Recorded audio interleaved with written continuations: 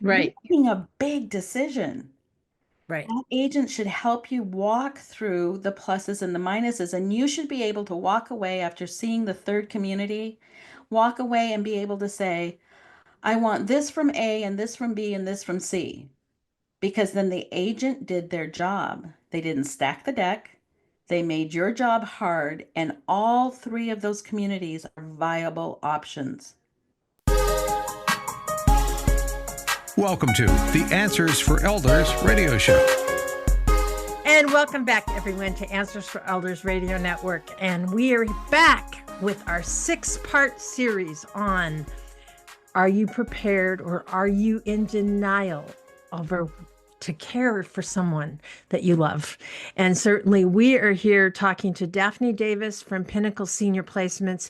And in the first 2 segments, we talked a little bit about just the beginning stages of, what should a family do when they get into this process and have these conversations.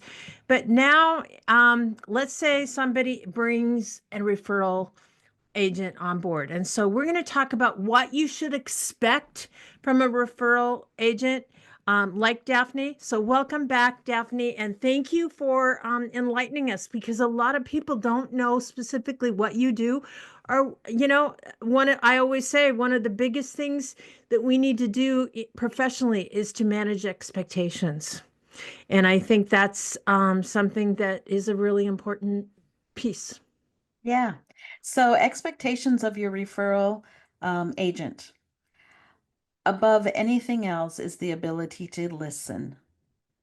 Having that person be able to listen, to not talk on top of people, to not ignore the elder, the senior in the room, um, do not invoke their opinion about situations, particularly in the beginning of the stage of getting to know everyone. Mhm. Listening is the most important thing above anything else.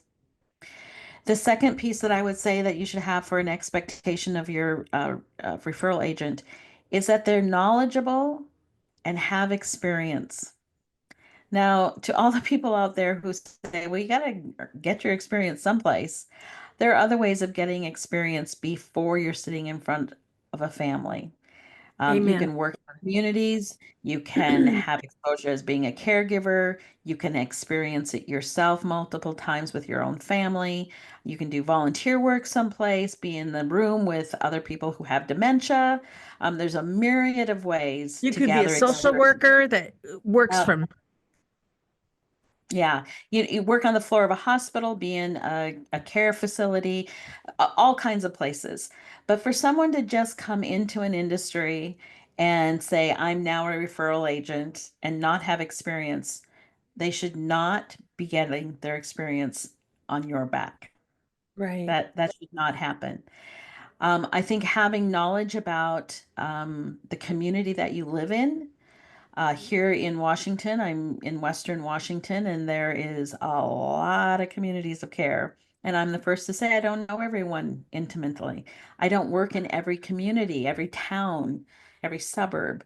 I choose to stay in areas that need services, and things have honed my Mhm. business over the years that I can say I'm experts in a given area. Make sure they know your area, that Yeah. they're, it's hard for an agent to fake having knowledge. You'll be able to see that pretty quickly. Do they Mhm. know where the 7-Eleven is on the corner of Fifth and Front? Do they, if they haven't been in your community, they don't know where it is. Yeah. That's important. Those are simple things for you to kind of glean. If they're very upfront and say, you were referred to me by your friend, Joe, and he trusted me and wanted me to be able to help you. I don't know your town inside out. If they're upfront about that, but they trust their friend Joe, I'm really okay with that. I'm okay with them saying, you come highly recommended. I don't know this town. Like my high school friends. Yes. I mean, I think that shows a lot of transparency. And Yeah. that's another quality that I think should be there is absolute transparency and honesty. I Yeah. say very frequently when someone says, "Do you need my power of attorney paperwork?" I'm like, "Nope. You're trusting me way more than I need to trust you." Mhm. Yes, that power of attorney paperwork is going to be important, but not with me. Right. And so I understand as an agent that this is a relationship of trust. And so Right. I want you to listen to that gut. I'm saying some kind of black and white sentences here, and there's lots of room for gray. But listen to your gut in terms of just starting with, do I trust this person? Do I Hmm. think that this person is listening to me? The other thing is that they should, in my opinion, and in the state of Washington as law, they should disclose to you exactly how their process works. Exactly how is this going to unfold?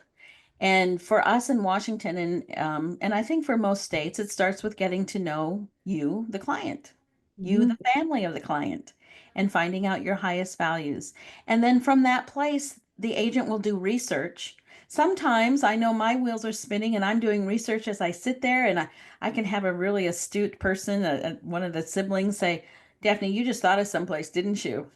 And so that person, another clue to you, they know what they're doing. Hmm. So that happens very often, but sometimes I say, you have a unique story here, and I want to give my best to filling as many of your check marks of desire as I can. So let me do some research. And then after that research is done, you're going to go and you're going to have usually three places to go and see.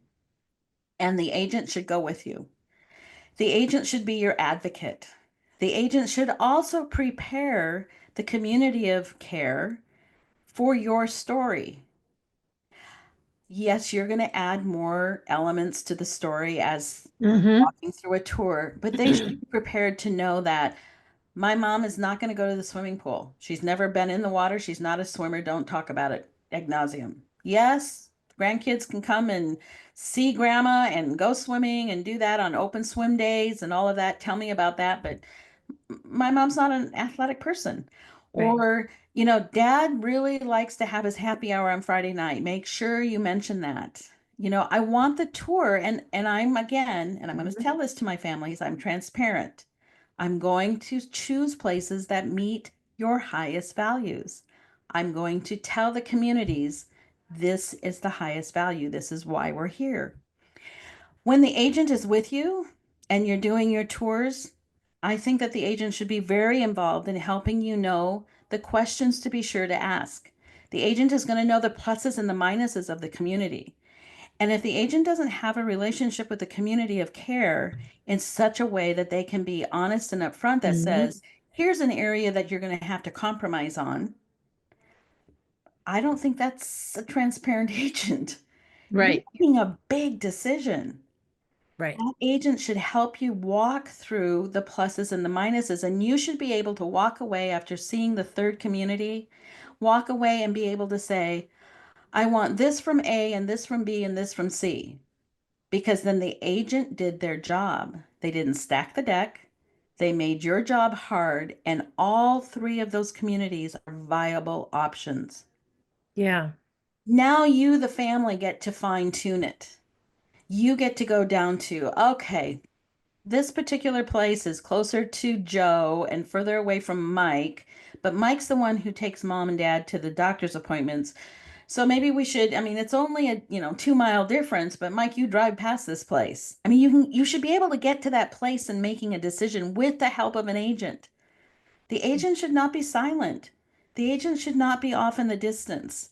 The agent is your advocate. Mhm. That's that transparency. Well, That's knowledge. what I hear you saying, so many things. Um, I guess I'm going to speak really, I'm going to tread into water that probably a lot of people won't like, but I need to say it. There's a lot of people in my industry that used to be sales and marketing people, and they decide to put out a shingle to be a referral agent. Yep. But every single thing you're talking about, Daphne, are not sales and marketing things. They are Mm-mm. care things. They are, social worker things. They are, care plan things. So Obviously, I would say, if it were me, what's your background? If you're interviewing a referral agent, if somebody is fairly new in the industry, they come on board. There's a lot of companies that out there that have like multiple care, managers or whatever they call them in different geographical areas, right? A lot of them are simply salespeople. Mm-hmm.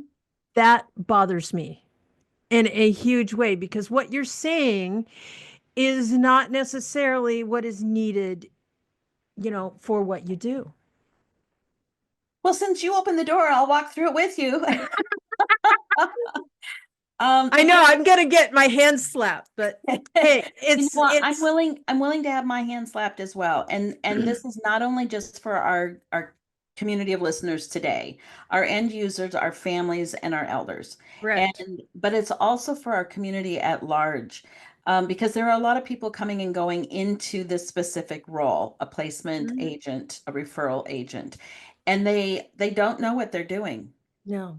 They might have been burned out in their job. They might have been like, I want some more autonomy. I want control of my own time. I mean, it's a different, we're not stuck in a building. We go to all buildings. We have fun in lots of different places. But you do hit the nail on the head. It's not a sales job. This is about listening. That was my first value. Listen and figure out a solution. Mhm.